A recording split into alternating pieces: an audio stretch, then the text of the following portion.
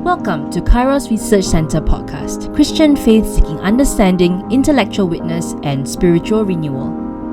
Welcome to Kairos podcast again. We are starting a new series on John Calvin's view on God's providence. We have a guest speaker today, Reverend Dr. Ong Ming Chai.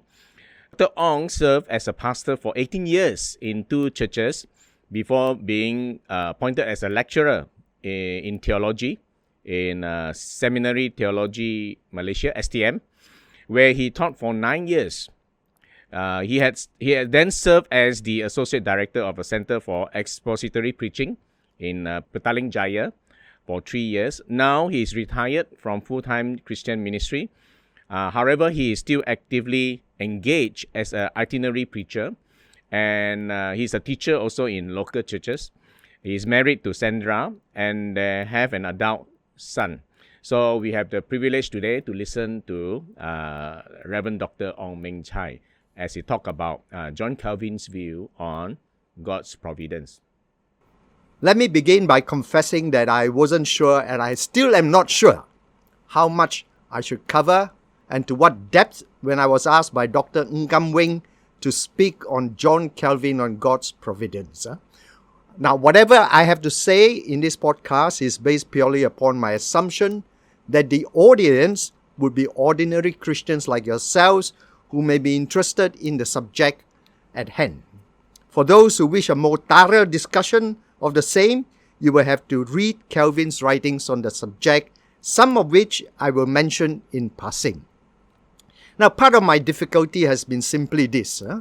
Apart from a number of polemical or controversial treatises which Calvin wrote to address the subject directly and at great length, God's providence is also a pervasive theme in many of his sermons, not least his sermons on the book of Job. It is there in many of his commentaries, for example, his commentary on the Psalms, and then it's there in his letters, largely as we shall see, because God's providence was for Calvin such a daily reality. It was, of course, treated at length in his magnum opus, the Institutes of the Christian Religion. Now, to be fair, Calvin first dealt with the subject in his commentary on Seneca's De Clementia, or in English, on clemency, and that was written in 1532, which was his first published work at the age of 23. Then in 1543, in a response to Albert Pegier's emphasis on human free will, Calvin wrote a book called The Bondage and the Liberation of the Will. And in it, he dealt to some extent with the relationship between human responsibility and God's sovereignty, a perennial issue in any discussion of God's providence. 2 years later, in 1545, responding to a plea from fellow ministers to address the confusion caused by some French-speaking Flemish group, he wrote Against the Libertines, in which he took to task their mystical and pantheistic form of determinism. Now, that tract didn't end the controversy over his doctrine of God's providence. In 1551, a certain doctor by the name of Jerome Bolsec, who had settled in Geneva, where Calvin was, attacked Calvin's doctrine of predestination that resulted in Bolsec's arrest and subsequent banishment from Geneva. Now, Bolsec's opposition precipitated Calvin's 1552 treatise concerning the eternal predestination of God. Now, though not directed against Bolsec, it sought to address what Calvin and his fellow pastors in Geneva saw as an effort by certain opponents to undermine their teaching on predestination and God's providence. Now, this is best exemplified by a certain Sebastian Castillo, who was at one time rector at the College of Geneva in 1543 to 1544. When he fell out of favor with Calvin, he began to attack Calvin and his fellow pastors over some alleged failings. When Michael Servetus was executed in 1553 by the Genevan authorities, Castillo mounted a personal campaign against them. And then he followed that up with further attacks, especially against Calvin's doctrines of predestination and providence, in a series of tracts, culminating finally in a tract containing 14 articles against those doctrines. Now, at first, Calvin held back from responding to that. But in 1558, he wrote concerning the secret providence of God, addressing in it each of those 14 articles one by one. Now, this incidentally was a year before Calvin published the final edition of his Institutes of the Christian Religion, or what I would simply call from here on, Institutes. We shall see in a moment why this is significant to my approach in dealing with Calvin on providence. Now, the brief survey of Calvin's treatment of God's providence in his sermons, commentaries, letters, and his controversial writings would have highlighted not only its prevalence in his thought and teaching. It highlights as well that he was never allowed to ignore the subject for long. Not only was he engaged in it as he preached, taught, and counseled those under his care, he was forced by necessity, not least by these controversies, to rethink and reframe his representation of God's providence. Now, this is especially evident in his 1559 Institutes. You may or may not know that from 1536 to 1559, the Institutes went through 8 editions of the Latin text and 5 editions of the French translation. And to each new edition, Calvin added all the exegetical, theological, and apologetical material he had accumulated since the previous edition. In the English translation by Fort Louis Battles, it grew from about 370 pages in the first edition to 1,500 pages in the final edition. Now, that growth is seen with Calvin's treatment of providence as well. In the first edition of 1536, providence merely covered 2 paragraphs of 1 page.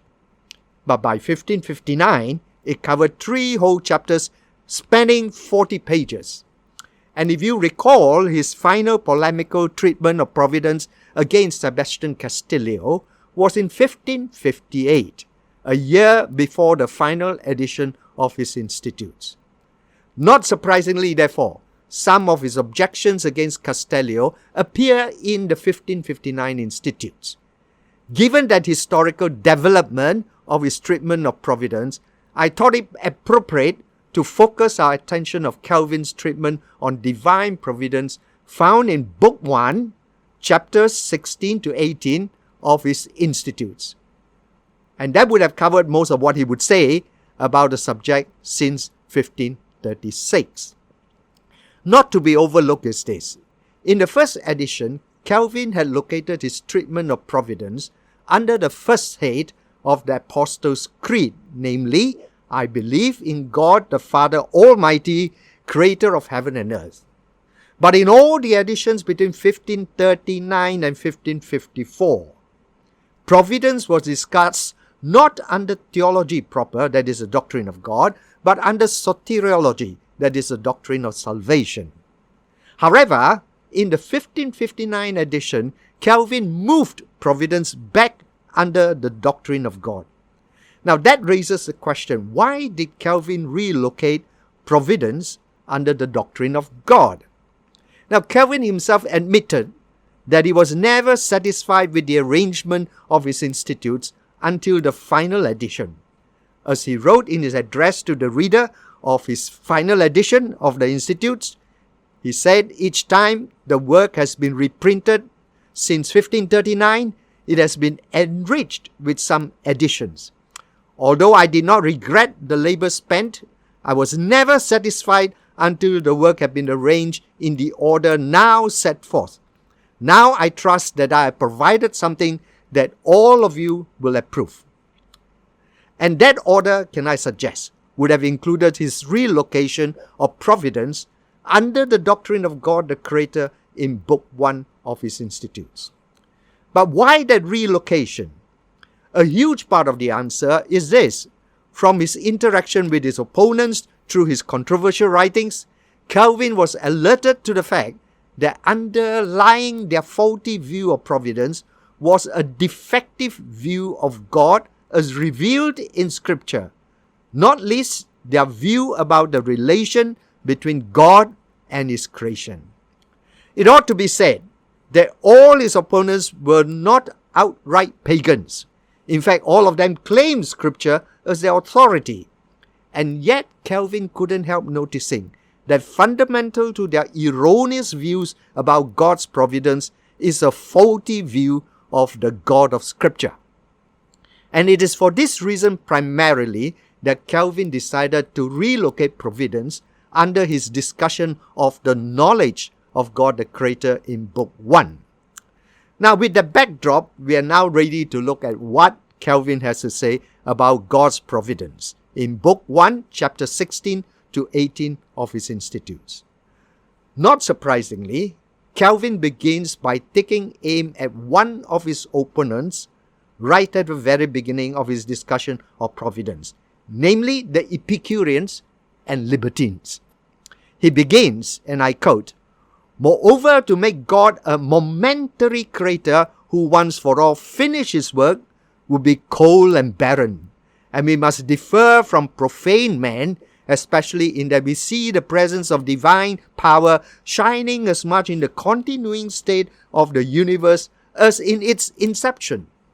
For unless we pass on to his providence, we do not yet properly grasp what it means to say God is creator.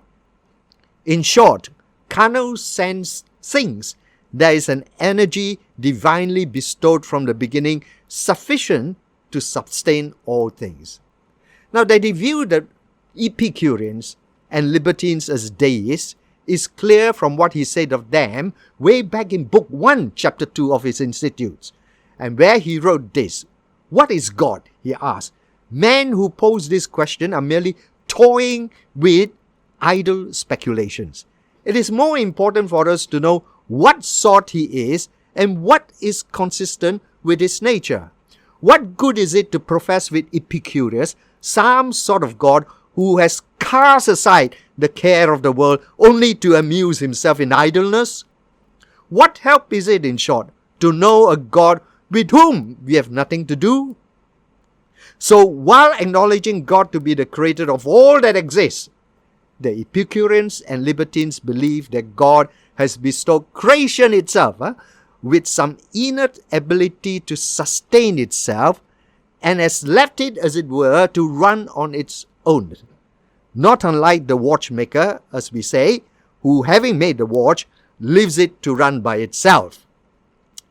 Now, in taking aim at deism, Calvin was not denying that God has bestowed his creation with certain inalienable properties and inherent powers, operating under certain invariable laws.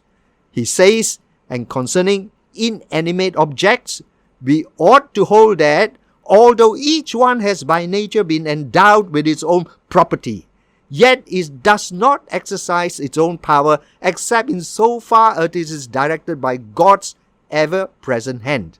These are thus nothing but instruments to which God continually imparts as much effectiveness as he wills, and according to his own purpose, bends and turns them to either one action or another.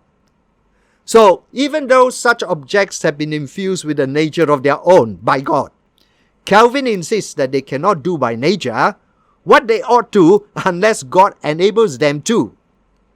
In support of this truth, Calvin points to Scripture, and he writes, "Then when we read that at Joshua's prayers, the sun stood still in 1 degree for 2 days, and that its shadow went back 10 degrees for the sake of King Hezekiah, God has witnessed by those few miracles that the sun does not daily rise and set by a blind instinct of nature, but that he himself, to renew our remembrance of his fatherly favor toward us, governs its course."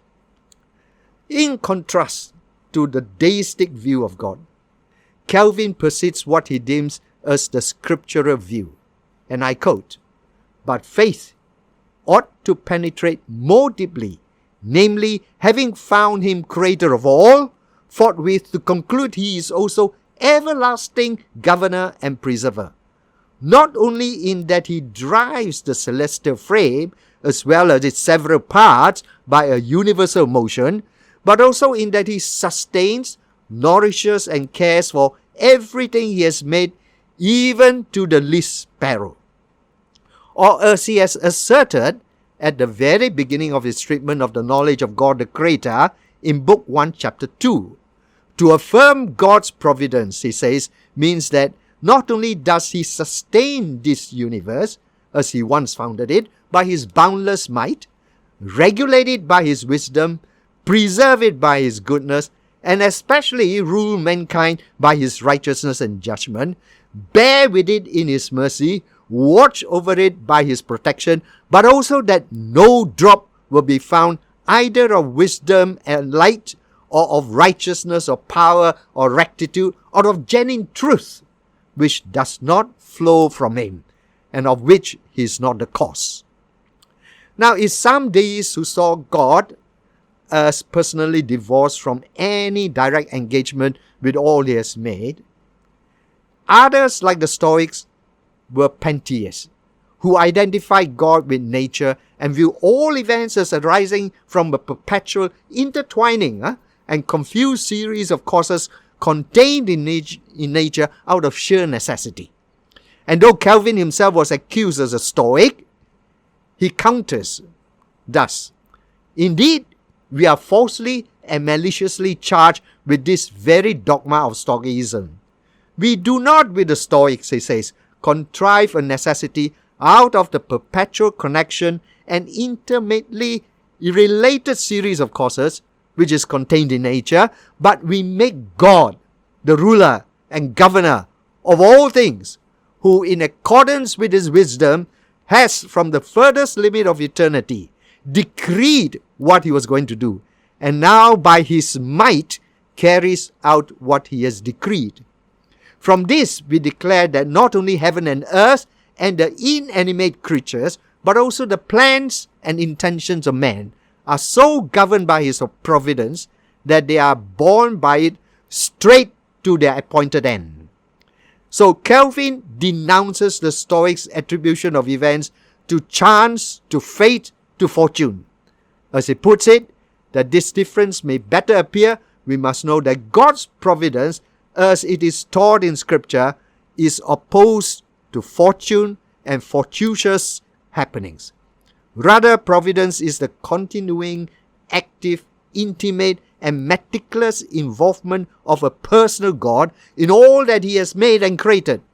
Or as Calvin puts it in refuting the errors of his opponents, he said this: and truly, God claims and would have us grant him omnipotence, not the empty, idle, and almost unconscious sort that the sophists imagine, but a watchful, effective, active sort engaged in ceaseless activity.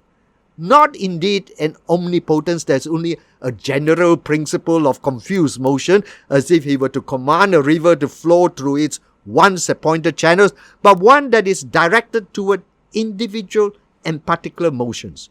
For he is deemed omnipotent, not because he can indeed act, yet sometimes ceases and sits in idleness, or continues by a general impulse that order of nature which he previously appointed, but because, governing heaven and earth by his providence, he so regulates all things that nothing takes place without his deliberation.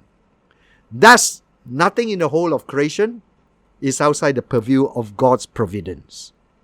Citing Psalm 104 verses 27 to 30, Calvin shows how God alone sustains all of his creation, animate and inanimate, by his will, and that without him they would all dissolve to nothing. It is certain, he says, that not one drop of rain falls without God's sure command. Furthermore, God's omnipotence is such that his will is exerted on every aspect of the order of creation, including every distinct and particular event. Providence is not to be equated with bare foreknowledge, as if God only foresaw what would happen, but left the events to happen by themselves without intervening personally in the unfolding of those very same events. Rather, as Calvin maintains, God so attends to the regulation of individual events, and they also proceed from his set plan, that nothing takes place by chance. Indeed, Calvin goes on to add that even the deliberations and volitions of man, whether good or evil, are so governed by God's providence, they are actually directed by him. As he asserts, not only heaven and earth and the inanimate creatures, but also the plans and intentions of man are so governed by his providence that they are borne by it straight to their appointed end. That being the case, what then is the difference between providence and faith? If God has willed an appointed end to what each of us would do, and when, and where, and how, are we not, as it were, resigned to fate itself? Taking that question a step further, if, as Calvin has maintained, God's providence embraces all events, past, present, future, and directs all things to their appointed end, according to God's will, would that not absolve us creatures from all responsibility of our actions, not to mention our thoughts and intentions? Would that not absolve us as well from the guilt of all motives and actions arising from those very motives? And since such sinful motives and actions arise, as it were, from the inevitability of God's will and appointed end, would that not make God himself culpable for man's sin? In a word, would that not make God the author of sin and evil itself? Now, Calvin is not unaware of these questions, and he will address them in chapters 17 and 18. For now, I trust you can see that while Calvin is concerned to refute his opponent's erroneous views of God's providence, he is even more concerned that God should not be deprived of his very nature as God, as revealed in Scripture. God is creator, but he is also the omnipotent governor and Lord of his creation. He is the disposer supreme, the one who, if he is to be God and remain as God, must be in absolute control of all he has made. To deny him that absolute control would be, as Calvin puts it, to make God the ruler of the universe in name only, not in fact. It makes God the ruler of the universe because it deprives him of his control. What, I pray you, is it to have control, but so to be in authority that you rule in a determined order those things over which you are placed? Or as the Scottish theologian John Murray has so rightly observed, perhaps the most distinctive emphasis in this connection is Calvin's insistence that providence does not consist in the general motion or superintendence, but that all events whatsoever are governed by the secret counsel and directed by the present hand of God. Thank you for your presentation for this part. Yeah. So looking at what you have presented, you have mentioned that Calvin's view on the God's providence was since 1532, and then his final treatment appeared in the Institute in 1557. So my question is, did you see any major changes in Calvin's view over this period of time as he developed this doctrine? Well, I guess my answer would be that it all depends on what you mean by development of his thought. If you think of it in terms of changes in the way he thought about God's providence, I would say there wasn't any noticeable change. I would say rather that, as he admitted in his final institutes, that he added things into it more to clarify his thoughts and more to present perhaps to his opponents some of his arguments against really their objections. So you would say that Calvin actually didn't really change that much in terms of his understanding. It's like Paul Helm once joked that the volume how Helm changed his mind would be a very slim one. Okay? And for Calvin, probably it will be very, very, very slim.